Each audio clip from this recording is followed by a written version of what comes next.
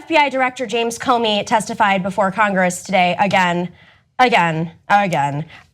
the emails again, about Russia again, about whether or not he threw the election again. But one really interesting part of this, the several hours of testimony that stood out that I don't think the press has been covering enough, is how he sort of threw it in the face of former Congressman Anthony Weiner, who, if we want to play that clip real quick, of him speaking about Anthony Weiner.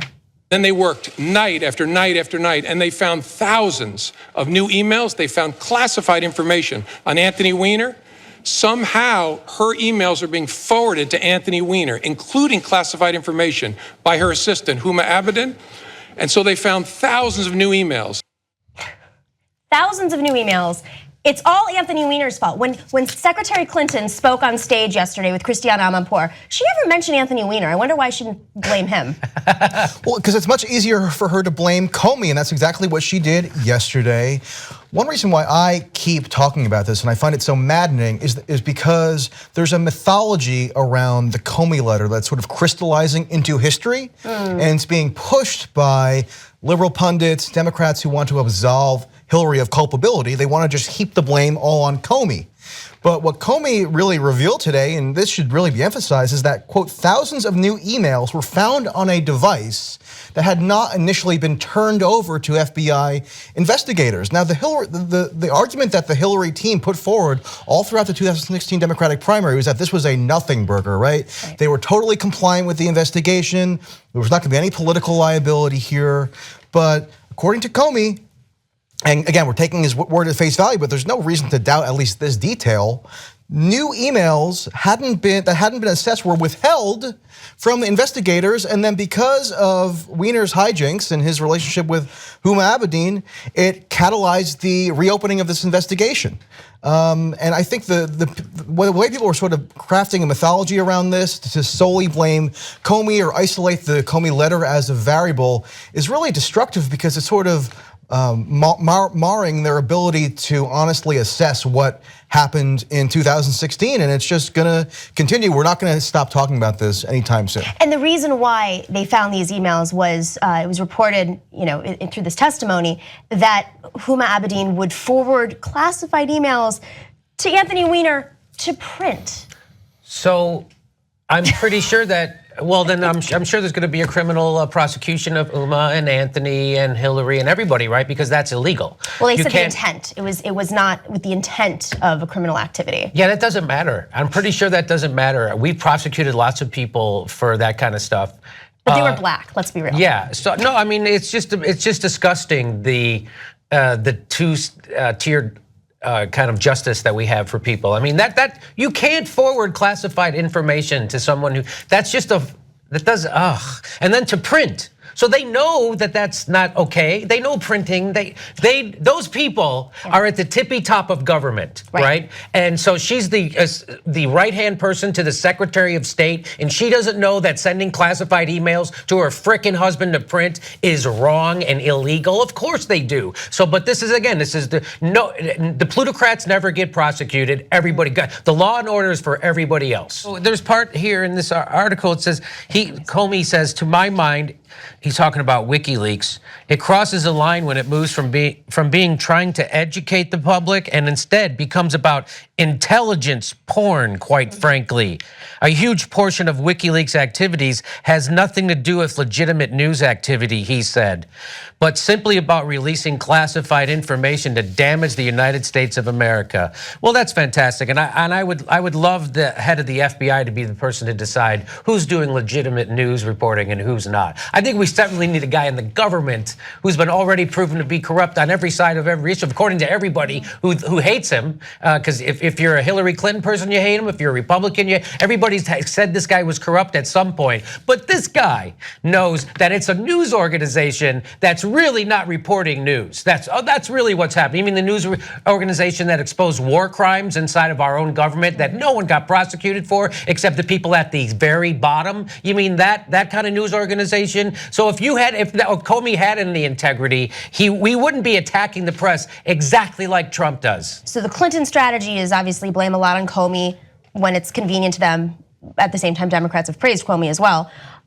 and obviously blame everybody else. And Comey is like, look over there, Russia. And WikiLeaks is tied to Russia. We have Chuck Grassley, who there's a quote where he says, the second quote, "We need to know whether there was anything improper going on between the Trump campaign and the Russians," this is Republicans saying this, "or if these allegations are just a partisan smear campaign that manipulated our government into chasing conspiracy theories." So there's this like back and forth political game, yet Comey keeps saying it's not politics, I'm just being the FBI director, but he wants to throw up his hands and say it's not my fault that we have Trump, it's the Russians, and now the Republicans are like, no, this is a conspiracy theory. They're jumping all over the place. You know, the irony of Comey's WikiLeaks criticism, and this was echoed a few weeks ago by Mike Pompeo, the CIA director, is that in principle, the Democrats who have spent the last 9 months demonizing WikiLeaks and saying it's not a genuine journalism outfit, that it's really just a front for Russian intelligence, they should be regarded as a hostile actor. They should be cheering these condemnations from Comey and from Pompeo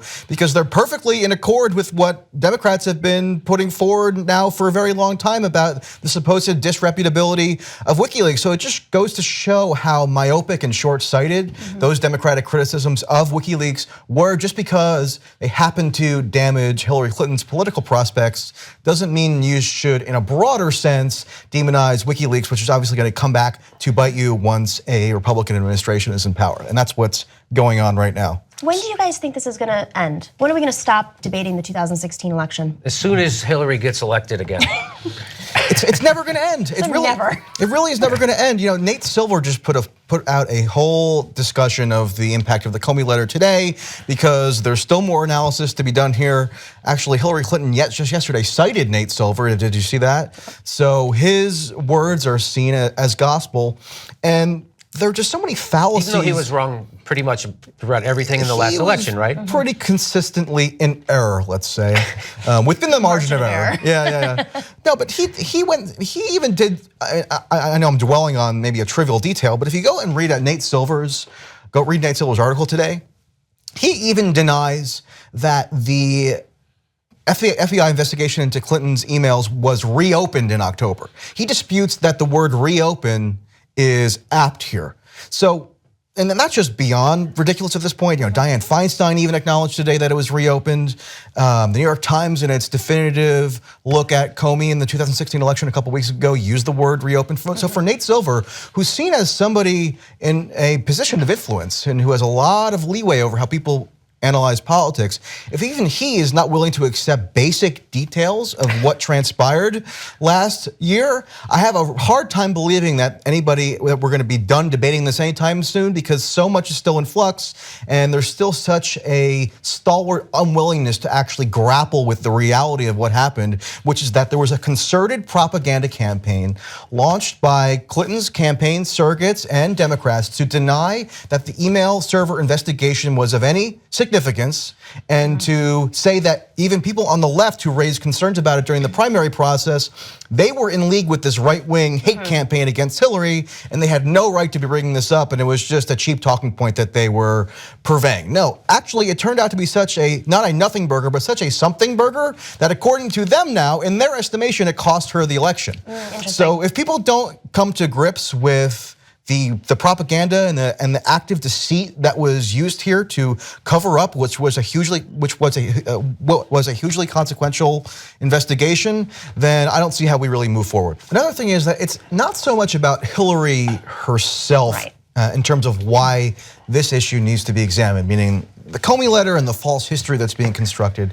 It's that the people who enabled the nomination of Hillary are still basically in power in the Democratic Party. And if they don't suffer any reputational consequences or any professional consequences for engaging in this active campaign of deceit to really deceive Democratic primary voters into thinking that Hillary Clinton was the safe choice, notwithstanding this felony criminal investigation that was explicitly targeting Hillary, and which began in July of 2015 and didn't culminate until July of the next year, and then, as we all know, blew up in everyone's faces in October. If the people who were behind the propagation of that false narrative don't face any kind of consequences and are still dictating how the party operates, then what confidence should we have that something equally disastrous is not going to happen in the future? So Hillary is, as an individual, yeah, I mean, people get maybe a little worked up about what she may or may not say, although yesterday she gave really just a mind-boggling interview where basically, she said, I supported Trump's Syria strikes, but I only wish he hadn't been so kind to the Russians by letting them know that strikes were imminent and that, to get their personnel out of the way, because World War III, I mean. Do you think she reads Twitter?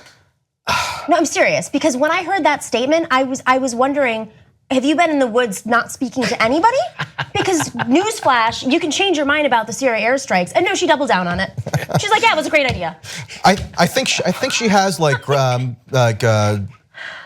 students just out of college writing memos to her about tweets rather than actually looking at the tweets. That's the only really way to rationalize that conduct. But yeah, I mean, it's not so much about her as a person, it's about the mindset that she represents. And that mindset is very widely held. I think you're right. And when you look at the way that, to tie it back into today and relevancy and why, as we go on to talk about Obamacare, why this is important, you have people in office right now who are supported, if not of the same mindset of this generation, this cadre of Democrats that really won't take responsibility for their actions. We lost the worst election of our time, around 1,000 seats. The DNC is now staffed up with a bunch of former Hillary advisors. And by the way, you'd think the DNC, in part of their unity, would say, you know what? Bernie Sanders ran a really good campaign off of very little money and ran against his uphill battle. Maybe we should hire a couple people from Bernie's campaign to come in and advise us. Nope. No way. Not one person from the Bernie campaign literally works in the DNC right now. The real resistance is fighting against Trump and the establishment. Help us get investigative reporters that are going to investigate both of them. TYTnetwork.com/go.